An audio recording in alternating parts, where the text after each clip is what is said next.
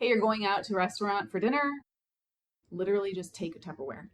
Just take a Tupperware, and when you're done, actually, I love it because I won't overeat. When I'm done eating and there's still food on my plate, I'm not going to just keep picking at it because it's there. Until So I'll just yeah. put it in my little container. And the fun part about that one is that people around you notice, like, did she just bring her own to-go container? And I never thought of that. But if you think about it, again, it's a tiny little thing, but that is a reusable product that I'm going to go through over and over and over again.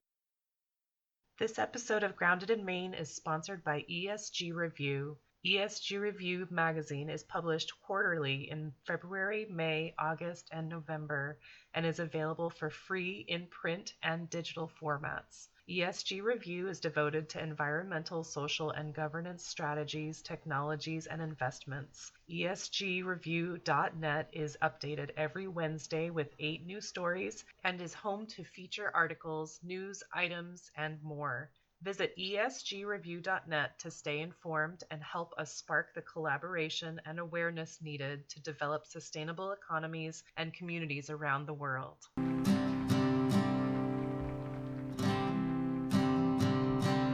There's a place where there's no trouble, no more pain, no more struggle.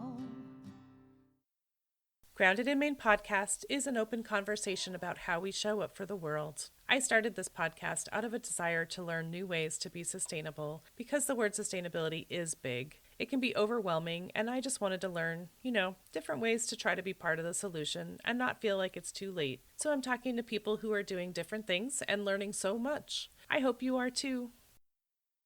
Hi there. Thank you so much for listening to Grounded in Maine today. My name is Amy. My guest today is Kelly Weger. Kelly, I met through, I approached her through a newsletter that I get for podcast hosts, podcast guests.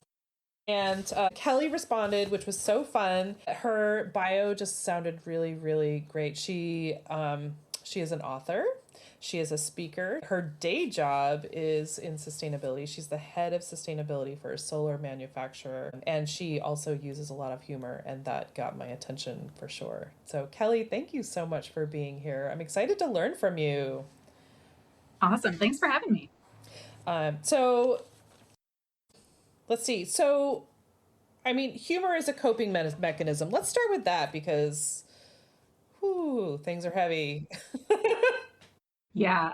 So sustainability has been my entire career in different ways. And it's an amazing, invigorating field to be in, but it can also be exhausting. And I've gone through phases where in the, broader world of sustainability, people were all about like, we need to shout it from the rooftops. We need to tell people we're killing the planet, blah, blah, blah. And at some point, thankfully, there were probably some psychological studies that learned, a great deal about human behavior. And we recognized that fear is not the best motivator for long-term behavior change.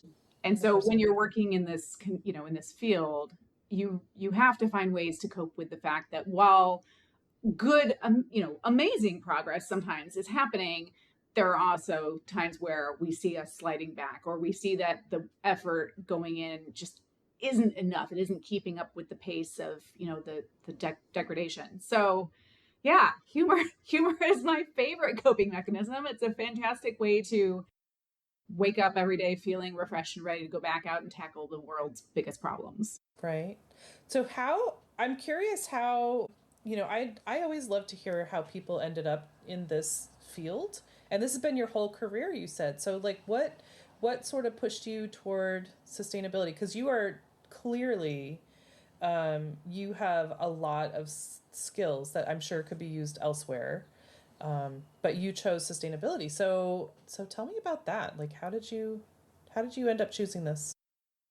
I really can't say it was a choice per se. I've just always felt a very strong connection to nature and all the little creatures that we get to share this planet with. And, I actually have been thinking about this a lot recently, with Father's Day. And really it was my father who, when I was 3 years old, at night, this was down in Oklahoma, and he'd go out and sit on the hood of the car and, watch a thunderstorm roll in and listen to the cicadas and the crickets. And I would just climb up on the hood with him and look at the stars. And yeah, I just had a really strong connection and awe for the planet. So, and happy memories connected to, yeah. Okay. Yeah, so it was natural for me. I ended up getting my both of my degrees in architecture, and I specialized in sustainable design. So I was able to work with some really phenomenal professors and instructors who helped to guide my sustainability passion into a very functional channel with building design. And then round about the Great Recession, architecture was hit really hard. And I unexpectedly left architecture, but because I had all of this background and specialization in like lead design and sustainability, I was able to just slide over into sustainability. And that was actually when I started working with renewable energy and energy efficiency programs for a nonprofit back then. Wow. That's so cool. And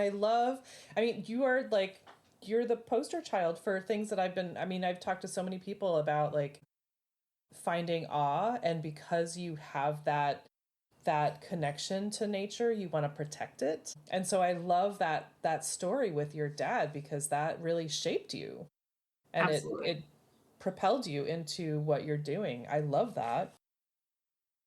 And so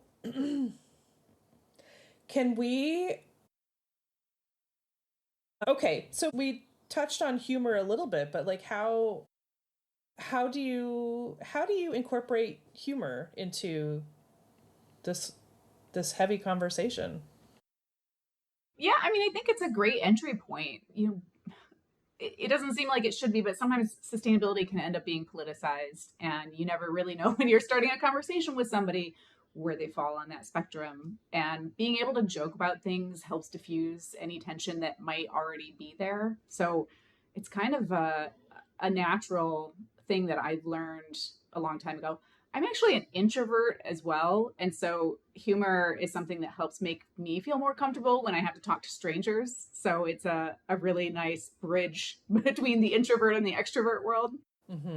So yeah, it's been something that I used to teach a number of 4 and 8 hour workshops on different sustainability topics. And I'll tell you what, it can get, no matter how much you care about this, it can get boring when you're sitting in a classroom for 8 hours. So if I didn't have humor injected into it, I think we'd all be falling asleep. So yeah, it was also, that was an area where I think I was able to kind of hone my on my feet humor through doing these live workshop trainings. And then more recently, I published my book, How to Kill the Planet in 8 Easy Steps, which is, it started off honestly as my own coping mechanism to deal with a change in political leadership. And it felt like we were thrust into this upside down, topsy-turvy, inside out world. And it was like, well, sure, I guess, what have I been doing all this time? Let's work harder at how to kill the planet. And it started out as a complete joke. And then my sustainability peers who got to read little snippets that I posted were like, we need this. If we don't laugh, we'll cry. And we need something to laugh about, because honestly, it is so ridiculous, some of the things that have happened and some of the regressions that have happened with like environmental policies, that yeah, if we don't make fun of it, we'll just be sad. Yep, for sure. Did you say you did not say the full name of the full title of the book, right? It's How to Kill the Planet in 8 Easy Steps. And then it is a humorous guide by a satirical snarkitecht. And I did not actually catch the fact that you had all that architecture experience in the past. So snarkitecht just that makes it all the better. If you know any architects, you probably know that they were put through a very brutal process of studio design work, where at the end of every semester you would have to put your stuff up on the wall and present your idea, and then have a panel of judges basically critique you really harshly. So that's another reason why you had to learn to have some humor, because otherwise you were just going to cry. So right. I also think my architecture training really helped with that too. I did not know about that. That's really interesting. So I just love I just love the humor part of it because it's so necessary. I know that we have conversations every single week and sometimes they're deep and heavy and hard, and we need a break every so often. So Absolutely. We all deserve a little levity. I so appreciate that. Tell me about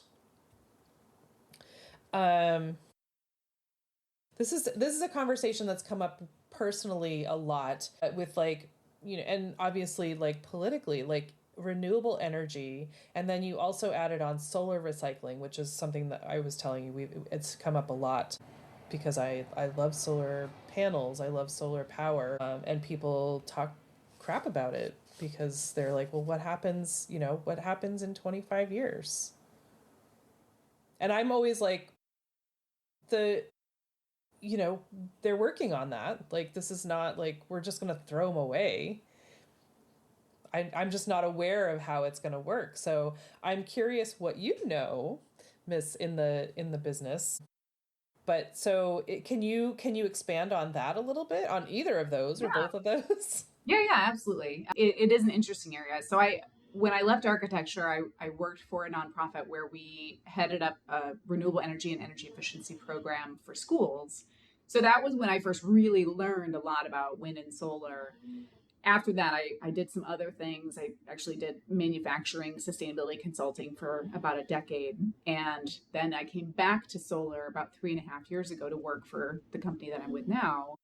And a lot changed between 2009 and 3.5 years ago. So Sure. I had to refresh my knowledge. And one of the good things that I learned is that the solar recycling industry, which was virtually non-existent in 2009, and it's still in its nascency, but we have a whole lot of history over in Europe where they have been doing this recycling for a long time.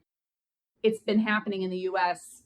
I would say about 5 years ago is when it really started to kind of ramp up, because we finally had infrastructure that was getting old enough that we needed to have a developed industry for this. But today, the good news is it's not hard to recycle solar panels. It's about 90 to 95% recyclable. There's still, some little like plastic bits and stuff that you could do like waste to energy or whatever. But it's primarily metal and glass. That's the majority of the weight. And so those are things that already have established recycling industries. The other bits, there's, little bits of silver and gold and things that are in the wafers themselves, which can now be extracted through a couple of different processes. But the big thing is, the process for recycling solar has been around for a long time. The barrier actually was the cost. And it's that chicken or the egg, supply and demand thing.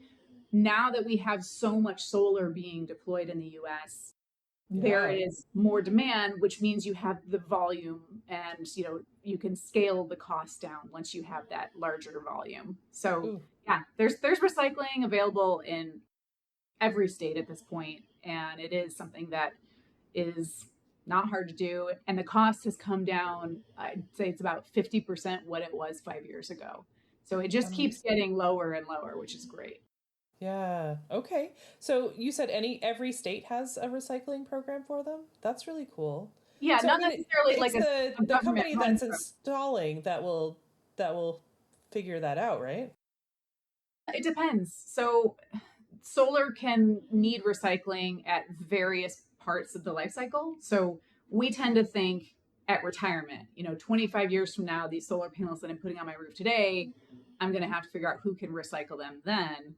But also, if you think about the large, fields of solar panels that you see when they're getting shipped, when they're getting installed, if there's a tornado, there are lots of ways where they can be broken and they have to be recycled long before that 25 years. Yeah. So that is probably the big chunk of what is being recycled today is actually damaged panels. Yeah. And then at the end of life, we'll see a wave of older models coming in that are able to then be recycled with the current technology. Okay. I'm curious what you know about the plug-in solar. I keep hearing about that, and I'm like, ooh, that's very intriguing.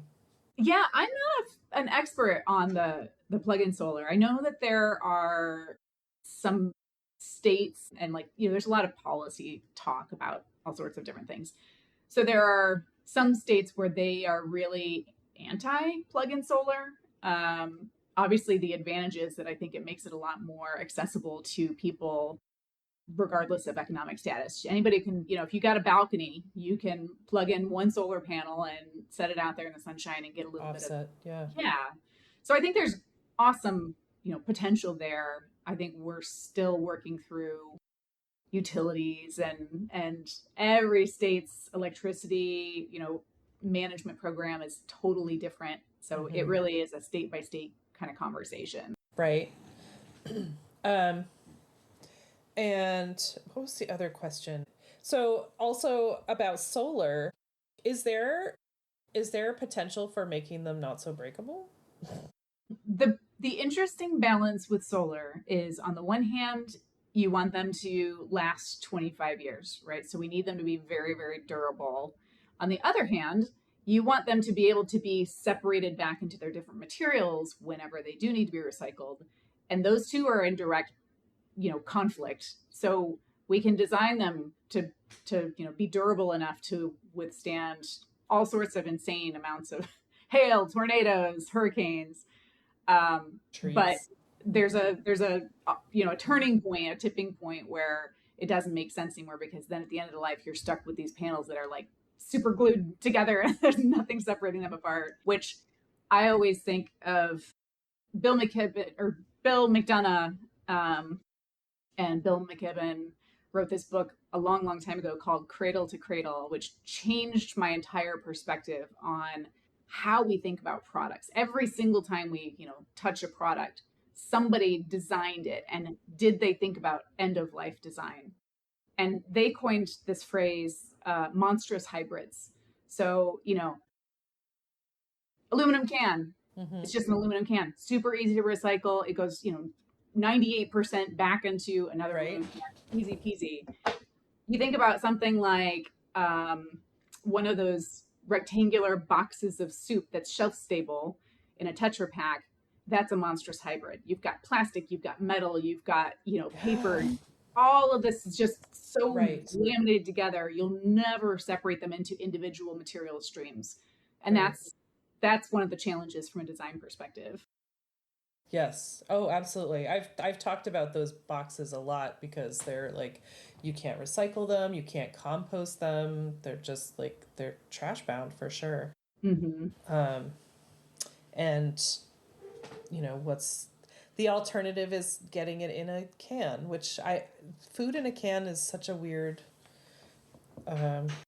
situation in my mind, because I don't want it to taste like the metal. And I know sometimes it does. Sometimes it does. I don't know about broth. I've never bought broth broth or soup in a can. Well, I bought soup in a can, of course, but anyway, that's fascinating. It's such an interesting point to make about all the different parts, and I'm sure that's why, people are like, what are we going to do about them? Like, there's all these like chips and whatever, all the little bits. And they're heavy. Yes. But I know that's the other, factor is people are installing these panels. And when you talk about residential scale, their panels are smaller. When you talk about utility scale, these are massive panels, like taller than me. And the thicker the glass, obviously the more durable it is, but also the heavier it is. And so that is one of the things, combined with over 90% of all solar panels actually come from China. So when you think about that weight and that you're shipping these overseas, the carbon emissions from all of that transportation gets increased when you have heavier products. So finding something that's locally made, lighter weight, is always beneficial from a carbon emissions perspective. Yeah.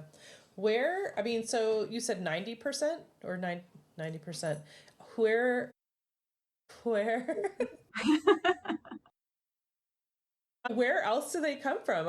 Is there a U.S. manufacturer? Yeah. Q Cells manufactures them here in Georgia, and there are a couple other assembly plants in the U.S., but yeah, most of them are coming from overseas. Q cells, is that where you're working? Interesting. Interesting. That's cool. So basically, they're in Georgia and China They come from other countries too, but there's mostly. also a little bit of a shell game where companies will like start up a new plant in Malaysia or India or wherever to claim that they're not coming from China, but everything is coming through China, and then they're just doing the final assembly there. Right. Oh my goodness. Sorry to bend your ear about solar, but I know you're working with them. So and you're the sustainability person, the head of sustainability for that company. And so I just think that's really fascinating. I really think that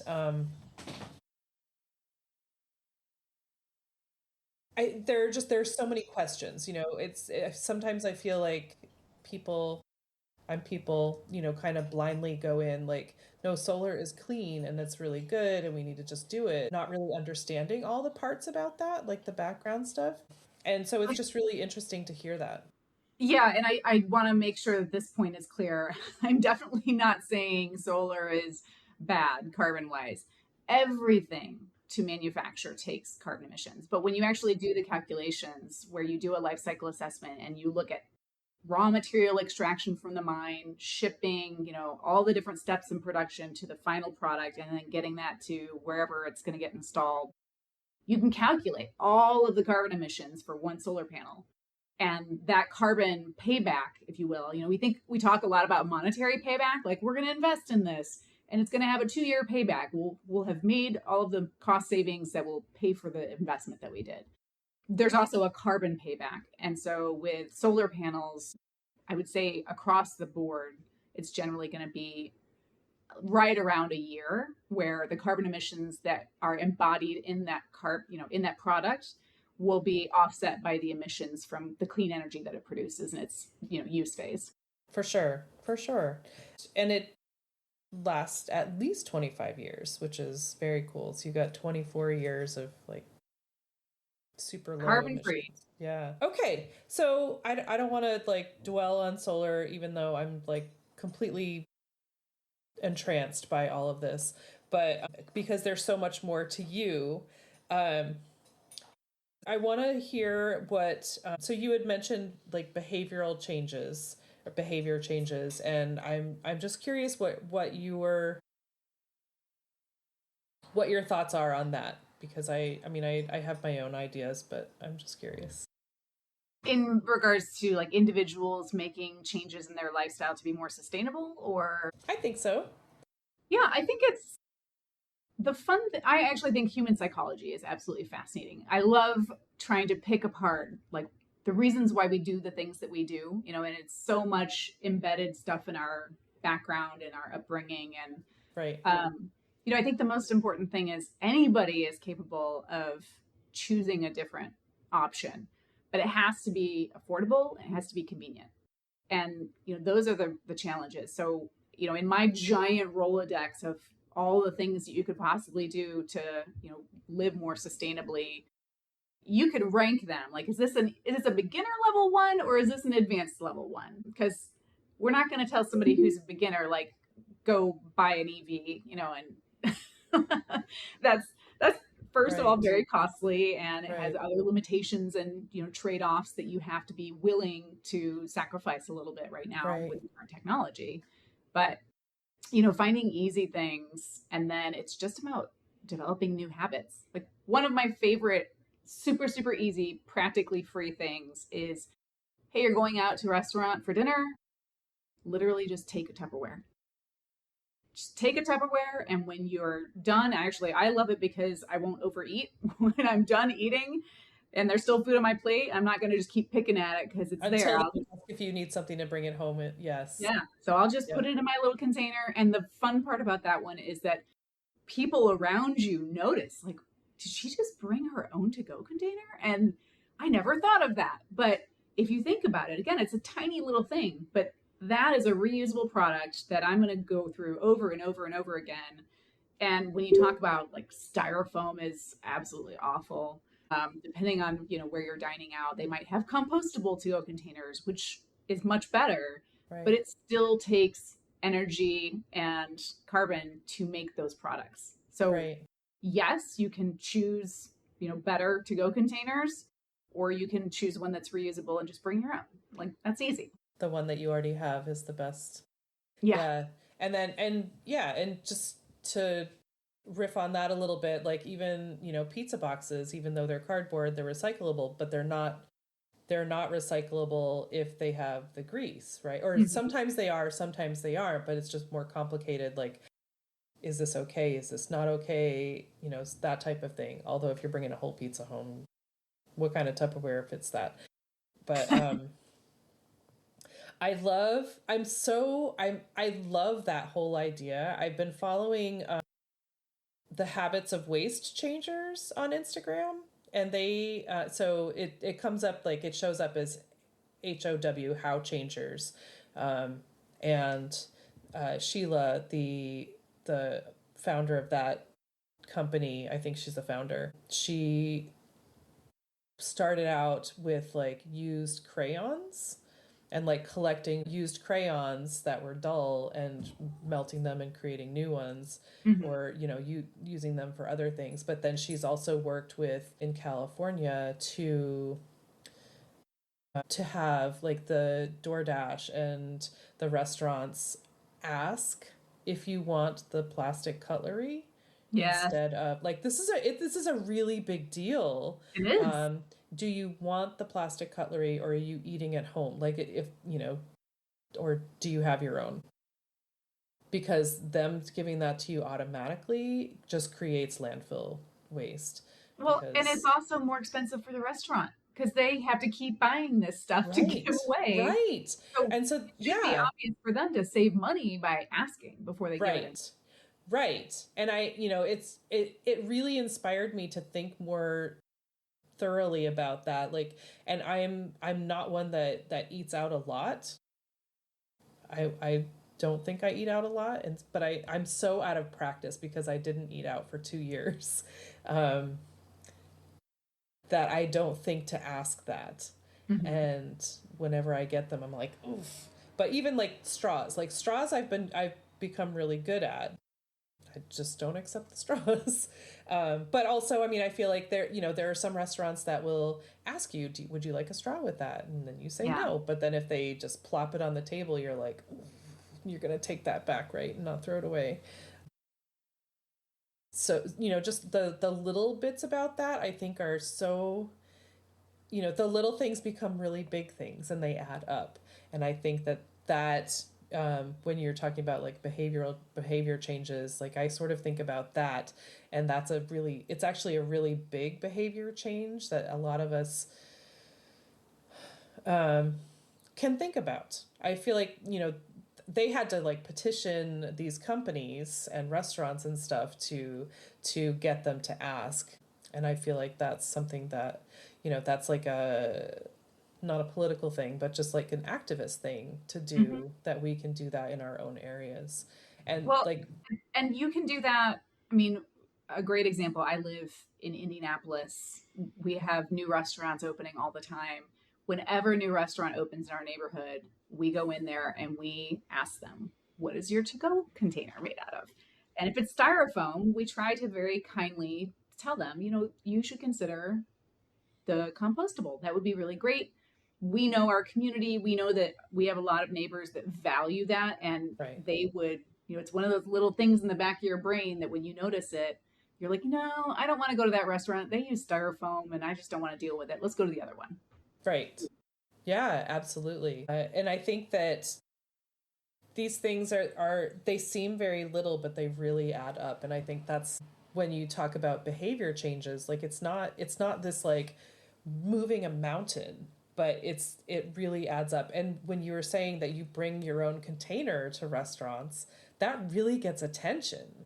Mm-hmm. Like, I feel like it's such a great example to show to other customers. Yeah. And I've had people, strangers, like literally come over to our table and ask about it.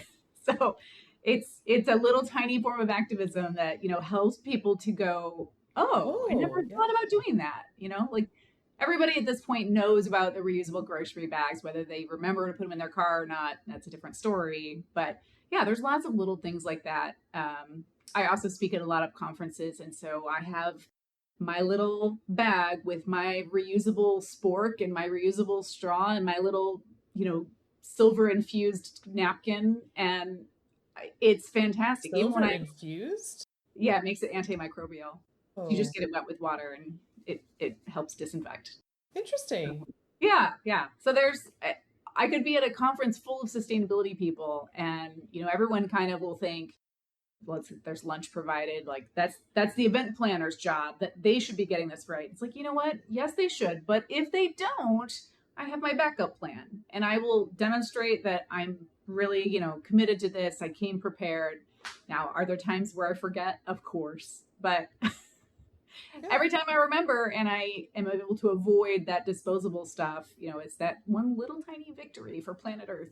Yeah, absolutely. Well, and that also goes into, behavior changes and one of the other things that you were talking about maybe before we hit record, but like it doesn't have to be this momentous thing. Like, and we're not like all or nothing sustainable. Yes, yes. Um, we just need to, we can do as much as we can. We can do our best. We might mess up, and that's okay. Like, we're trying, and that's better than not trying. Yeah, yeah. I recently spoke on a panel about energy in Indiana, and it was me representing solar. There was somebody else representing small scale nuclear reactors, and then there was somebody else who was representing kind of like a broader nonprofit for clean energy.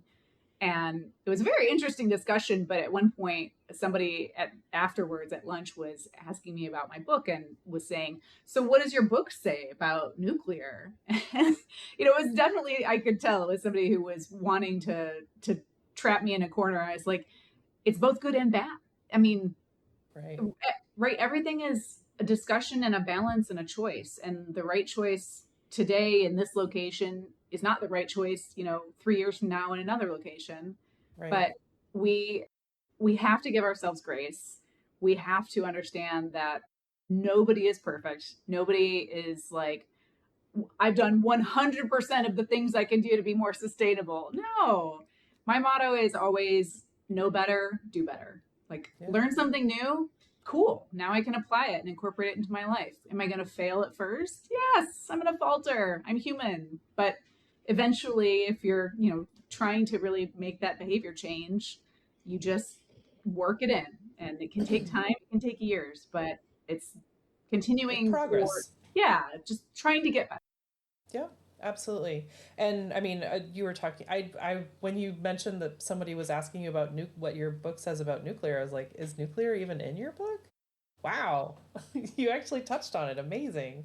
I was talking to just last week my friend Alexa, who was on the podcast talking about composting, and one of the things she's right now fired up about incinerators because she lives in Florida and they are trying to deal with their trash in a different way.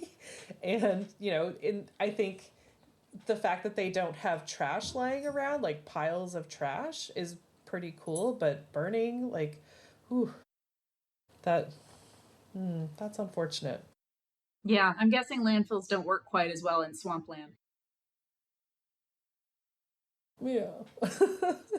Yeah, so she's fighting to stop that, but we'll see. I mean, she's also in Florida. Okay. I mean, so I would love to hear more about the book if you care to elaborate a little bit on that. Sure. Yeah. So, How to Kill the Planet in 8 Easy Steps. Each chapter starts out with a very awesome illustration done by this illustrator, Laura Missielli from Italy. And it was so much fun. She has this beautiful, like, dark humor aesthetic to her artwork. And so I would give her, a synopsis of what that chapter was about. So, there's a chapter about like how we move. Are we biking? Are we walking? Are we, what vehicles are we driving? And understanding the implications. So the book is infused with actual facts and actual little tidbits in a tongue-in-cheek kind of reverse psychology way, right? So even if you literally picked this up and thought, yeah, I want to destroy the planet, let's do it, you would be reading through and you would obviously be learning new things and like, oh, I didn't realize that has that big of an impact. So it's like, hiding your veggies underneath the rice. It's infused in there. Right. Okay, that's fun. I mean, and the sort of dark humor, I think of like a cartoon, like almost like a political cartoon. Yes. Yeah, it's a lot of fun. And figuring out how to split the book up was really interesting because I wrote the book over 8 years. I was very into it for the first, 3-ish years. And then I thought, I don't know, I think we're out of the danger zone. We don't need this book anymore. We're safe. And I kind of just put it up on the shelf for a while. And then events changed. And I said, okay, well, I guess this book is required. We need to get this message out into the world. So I picked it back up with fresh eyes and, kind of reanalyzed how it was laid out. And one of the chapters that was not in there originally that I ended up completely adding is on our digital footprint. Mm-hmm. And boy, even just in the last year since I published the book, so much has changed. Like everyone and their mother knows about data centers, but everyone's talking about them, but nobody's talking about why are we building data centers? Yes, please. And it's our digital footprint. Again, it gets back to behavior change. My 10,000 photos of my dog are the problem. And, there's so many different things. But yeah, that was a really interesting late addition to the book. And I think probably one of the most important ones. Everybody understands a little bit about, energy efficiency and, things that you can do that are more commonly discussed. But how do you clean out your electronic files? It's like the worst closet or basement or garage in the world that nobody ever wants to touch. And there's so much junk that's sitting out there in these data centers because we didn't delete the stuff that we don't need anymore. Oh my gosh, girl, I've been going through that. Like my phone storage has been 0 and I kept getting these notifications like, your emails are going to start bouncing back. Mm-hmm. And I was like, oh no, that's bad. Let's fix this. And so I'm like on my phone, on my computer, like delete all these things. And I was like, it's still not making a difference. And so I found out last week that every single trip I take that I'm using Google Maps, they're storing all that. So I had to go in and delete every one. I'm like, why do they even need that? Data. Oh my gosh. And, every podcast that I listen to that's like stored, I had to somebody was like, you got to clear your cache. And I'm like, where is the cache? Like, how do I do that? And so we finally figured it out, but I was like, ooh. It's not easy. It's not easy. And, I kind of think of it like we had this migration from, let's talk about music. We had this migration from like, I own a physical CD. This is my music. This is my copy. I'm responsible for it. And at some point when I decide I don't need it anymore, it's my job to donate it or, whatever, recycle it if it's scratchy. Yeah. And digitally, it's not. Yeah. Well, we've evolved to, this sort of streaming version for, a lot of people. There's obviously still both, but now it's like, well, I don't own that. It's not being stored on my laptop. I mean, I used to have a iPod and all that stuff.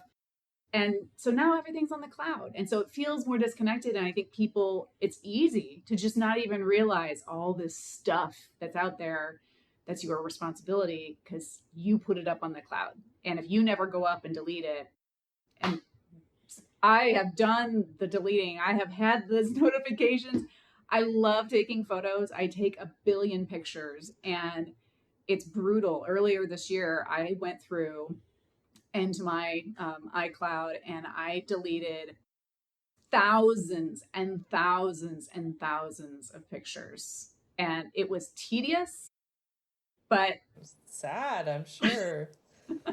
Although when I was going through them, there were so many that were like such bad quality because they were an older, older generational phone. I don't know what you call yeah, it, yeah. but older technology, I guess. And I was like, I can't even, what even is that? I don't need a blurry picture of the cat I had when I was a kid. Really, I don't. Yes. I still need to do that, but I did, like, I deleted like 70,000 text threads. Yeah. So sad. I wish it was easier to set up your defaults, just like on your laptop, how you can kind of be like, here are my power settings. These are the parameters. After 5 minutes, I want you to go to sleep. There should be a mechanism for phones so that you can say, hey, you know what? Any photo that's older than whatever, 12 months, that's not favorited, get it gone. Or like an easier way to eliminate duplicates, or, there have been some improvements on that, but I think Right. there's still a long ways to go. And meanwhile, when you exceed your storage and then Apple's like, for $2.99 a month, I can solve this problem for you. Right. It's convenient, it's easy, Yep. and it's relatively cheap. So I think a lot of people just click. Suck it up. Yeah. Yeah, absolutely. And I did, because I was like, I can't figure this out. So when one of the things is photos, like when I take a picture on my phone, it sticks on my phone app and then, or my camera app, and also goes to Google Photos. But because I have like a personal Gmail account and a business Gmail account, which I'm working on switching out, my Google Photos are duplicated. Oh. So I'm like double storage, and it's so maddening. Like I literally, like I went to Verizon because they're right in town, and I'm like, can you help me with these settings? And they're like, oh, well, it's an Apple phone. You should go to the Apple store. And so I went to the Apple store, and they're like, it's a Google thing. You got to talk to Google. I'm like, yeah, I'm just going to call Google up. Sure. Oh my God. And so still, like, I have not figured that out. Yeah, it's a pain. It is definitely a pain. Anyway. And, those are the things, right? Like, we make choices. Nobody's perfect, but the digital footprint we absolutely have to think about. And because this is such a new thing, and even the concept of a digital footprint is so new, we're still learning. We're all still learning. And I think this data center conversation, I'm hoping, will really open up people's minds a little bit, because I totally get it. There's something that's new and fun and people want to play with it, but do you really need an AI generated version of yourself for your profile picture on social media, or would a real photo suffice? I mean, when we talk about the ways that AI has capabilities that are massively beneficial for like medical purposes or engineering purposes, very different, very, very valid uses for AI. And then there's the frivolous usage. And that's where I think we need to start learning and understanding, even like a Google search versus a search using AI. The AI search uses 10 times more electricity. 10 times. That's the fundamental reason why we have all these data centers wanting to pop up. That's crazy pants. Yeah. And so the education part it feels like the tricky part with that. Like, because it is new, because it is exciting, because everyone else is doing it. Like, how do you explain to somebody, and I don't want to say that they're wrong, but like, do you really, and then, the whole, like, when everyone was making this Barbie whatever, I was like, are you kidding me? Are you kidding me? But I just, like, I feel like there are so many people that are just in denial about it. And I don't want to be very preachy about it, but just like, it's fun, and what's it hurting? talk to the people downstream of the data centers, okay? But it's not, it's not affecting them physically, personally. So it's like out of sight, out of mind, I guess. Oh, it's just like it's on my mind 24/7 right now. And it's sort of maddening, sort of, frustrating, mind-boggling. I can't really like I feel like we need a sort of a team of people that will sort of tackle that because no one seems to be really. How do we reach people, Kelly? I mean, honestly, conversations just like this. I have had this conversation so many times over, lunch at a conference or, hanging out with a group at a networking event. And genuinely, people don't know. They don't understand how much more energy it is to do something with AI versus just, an old school Google. Mm, And when you suddenly have all of this conversation about data centers, most of which is very valid, some of it's overblown, like anything on the internet, you get people who start spreading rumors or myths or misinformation, and things sound a little bit crazier than they are in reality. mm-hmm. But I, as a sustainability professional of whatever, 20 some years, I am actually very, very concerned about our wide use of AI because the amount of energy load, if you look at all of the electricity that gets consumed in the United States in 1 year, the amount of demand is increasing. And for so many years, we had all of these energy efficiency incentive programs across all the states, right? Everybody was doing such a good job. And what they were doing was trying to flatten the curve. They wanted Right. to say, we Right. don't want demand to increase because population is increasing, businesses are increasing. We are going to increase our consumption. But if we do all these energy efficiency measures, we can delay that. Now we've done all the energy efficiency measures, and all of a sudden, this AI boom is just, we're like undoing all of the savings that we did over the last decade. Right. I And know. it's I'm thinking about like the energy saver appliances. Like it does so much good to have the energy saver appliances, but then yeah, we're doing this, and it's yeah. like, Imagine being like, you know what? I went out and I got that Energy Star refrigerator. It's so good. And then 2 years later, you're like, I liked it so much, I bought 6 more. Wait, no, we don't need 6 Energy Star refrigerators. We just need one. oh my gosh, it's so good. I'm gonna hoard them all. Oh my goodness. This is so fascinating. You are just a wealth, Kelly. Oh my gosh. I'm really enjoying this and I cannot wait to get this book. And is there an audiobook option? Just curious. There is not yet. There It's is not. something I've Okay. looked into.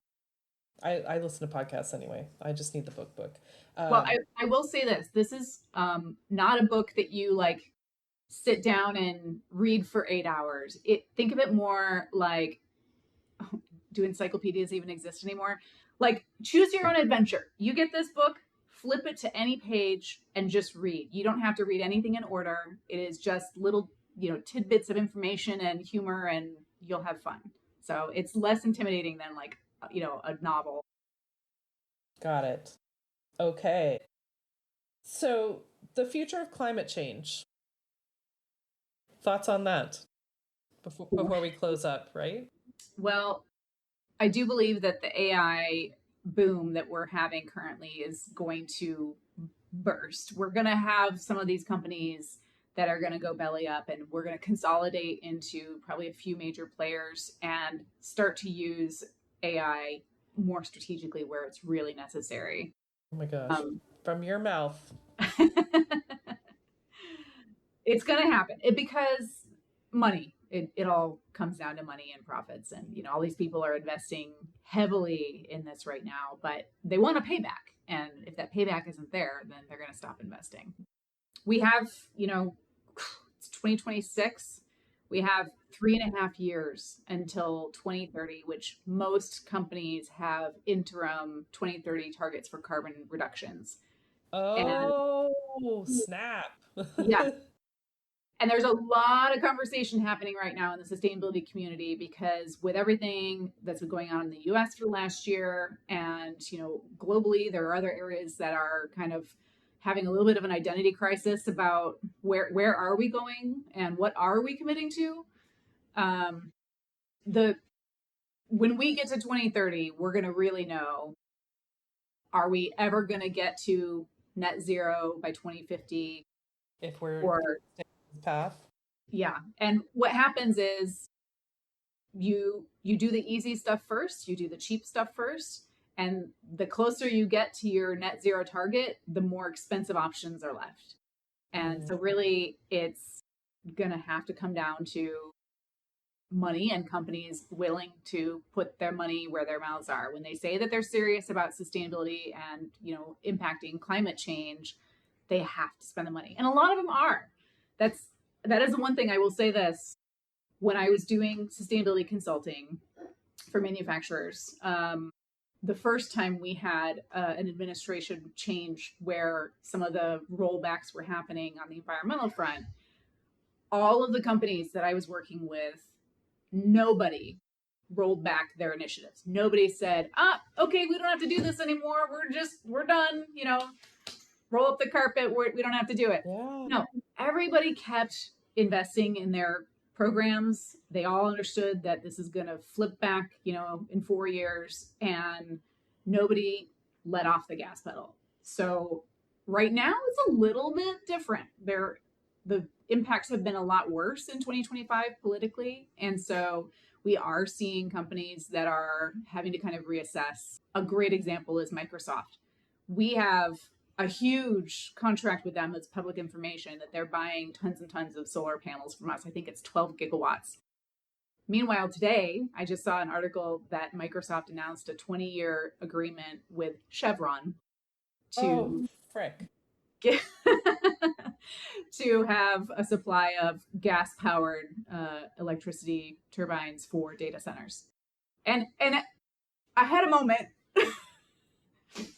And, it's like, okay, well, on the one hand, they have been very serious and committed to finding renewable energy sources, but they can't keep up with the demand. And so now they're regressing, in my opinion, a little bit by, doing this other route. And I feel like that's a trend with companies like that. I think I need to have conversations with you off recording. I have so many thoughts on that. But you know what? Solar panels, we're off the hook, right? Yeah.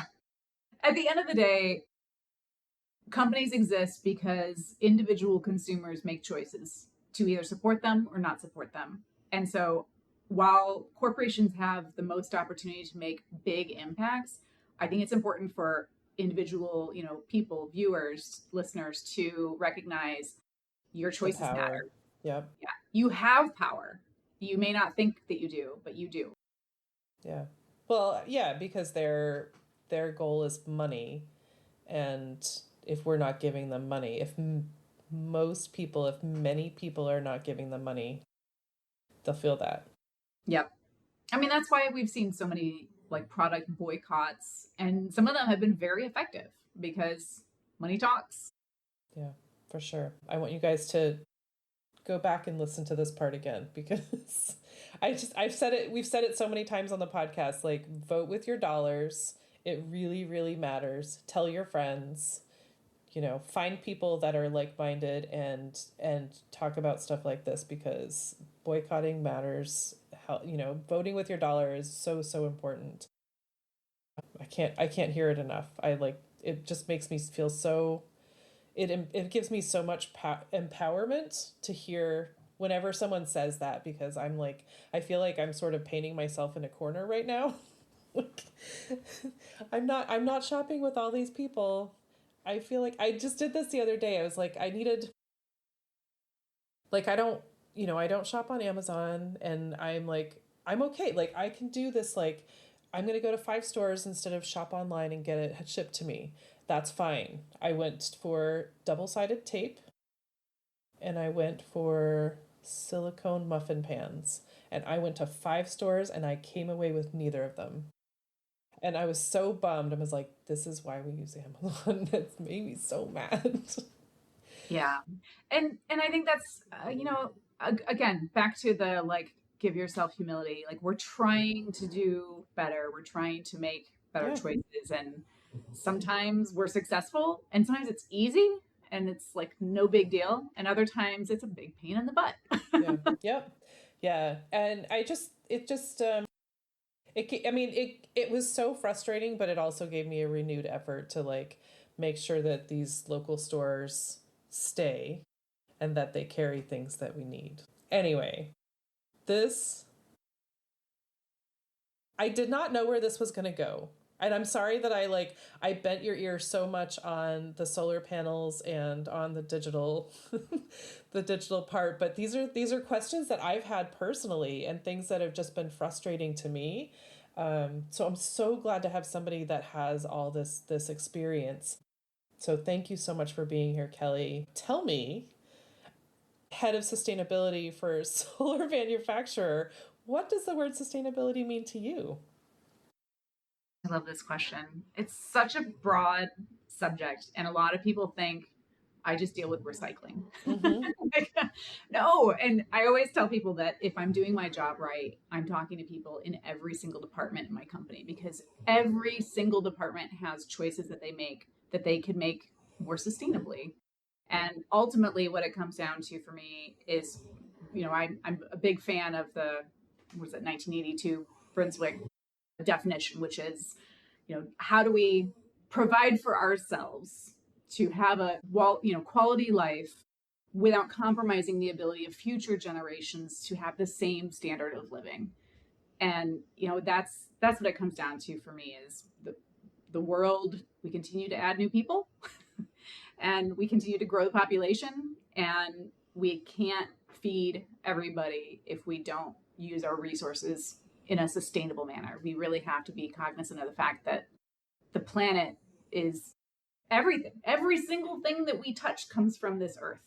Right. And we are so reliant on it. So we have to find a way to be better stewards of the planet. Right. Oh my gosh, that's so good. Okay. Last question that I have. What is the best way for people to find you? You can go to my website, which is kellyweger.weebly.com. Weebly, Weebly, and my name, Kelly, Kelly, Weger. If you also just Google my name, you can find me. Okay, very good. Don't use AI though. Not an AI Google search. Just a plain Google search. Yeah. Good one. Good one. Good one. And that's Weger. She did spell that, but and Kelly is the Kelly. Thank you so much. Oh my gosh. Is there anything else that we did not touch on that you were like, I am just dying to just preach this? Nothing really. I would just end by saying, we have so much opportunity to do little things to be softer on the planet, and don't judge if you struggle or your habit falls out of practice. That's okay. It's like anything else. We're constantly working on self-improvement, so just don't stop trying. Stop trying. I love that. Okay. Kelly Weger, thank you so much. Thank you so much for responding to my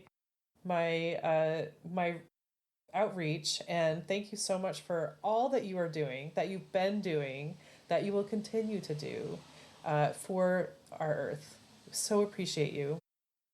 Thank you so much. This has been a fun conversation. I appreciate it. I just want to take a second to thank my guest again for speaking with me and sharing such great information. I love having these conversations with folks. I also want to thank Buzzsprout for hosting the podcast, for Jane Bolduck and her music genius, for Becca Coffron and her award-winning artwork. And thank you for listening. I appreciate that so much. Please check out the show notes for any links and extra information. And if you would like to follow my guest and find out more about them, I'm sure they would love the follow.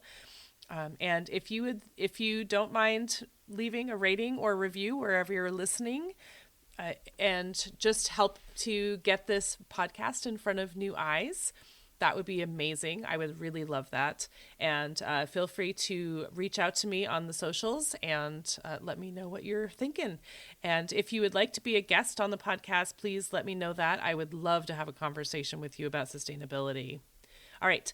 Thank you again. I hope you have a great rest of the week.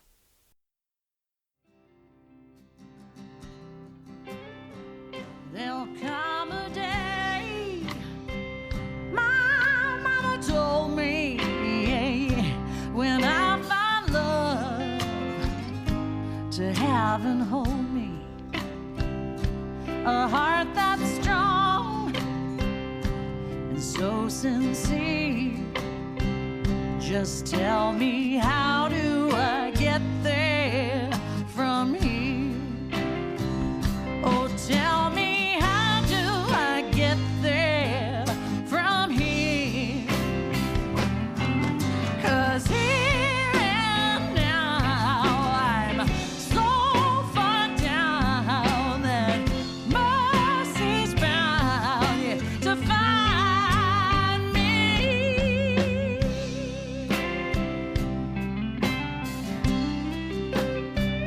We'll find a way to soothe the sickness. We'll heal the age with sweet forgiveness. Wages of war will disappear. Just tell me, how do I get there from here? I wonder, how do I get there from here? Yeah, 'cause here and now I'm so far down that mercy's bound to find me.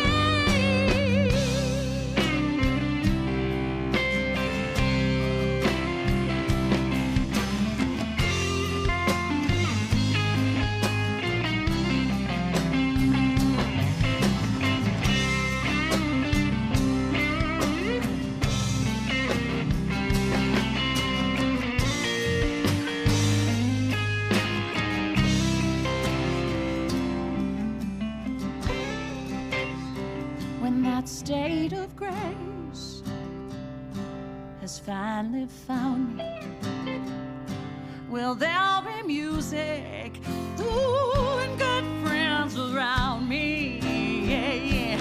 And I'll just smile through happy tears and wonder,